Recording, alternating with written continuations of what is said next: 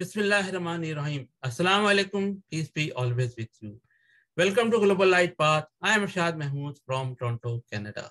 Topic is पहले बचत या पहले बचाओ. दुनिया या तो भेड़ चाल चलती है या जो सबसे ज्यादा ताकतवर मुल्क यानी दादा हो चाहते या ना चाहते हुए भी उसका हुक्म बजा लाती है.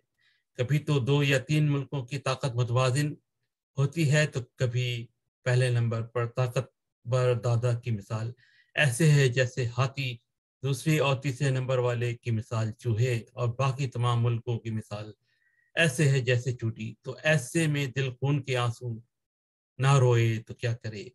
ऐसे में गद्दार कौन है और गाजी कौन. हर मुश्किल के साथ यकीनन आसानी है. मुश्किल कुशा सिर्फ अल्लाह है. कामयाबी सिर्फ कुरान पर मुकम्मल अमल करने में है. चोरों और डाकुओं से मुल्क को लूटने से बचाया जाए. तमाम गरीबों और मिस्किनों के लिए मुतबादिल निज़ाम बनाया जाए. मुल्क में इस्लाहात की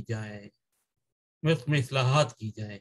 माजी में फारसी और रूमी ने मिलकर बड़ी हिकमत के साथ अहादीस की किताबों में झूठी और मनगढ़ंत हदीसें शामिल करने में कामयाब हो गए हैं, जिसका खुमियाजा अरब ममालिक भी भुगत रहे हैं और अब भुगतने की बारी हमारी है. अगर हमने सिर्फ कुरान से हिदायत ना ली तो अल्लाह ने तो मोहम्मद सल्लल्लाहु अलैहि वसल्लम को तमाम वही बयान करने का हुक्म दिया था.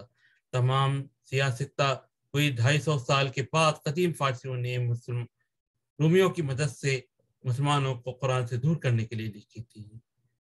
Return to the Quran before it gets too late. Assalamu alaikum.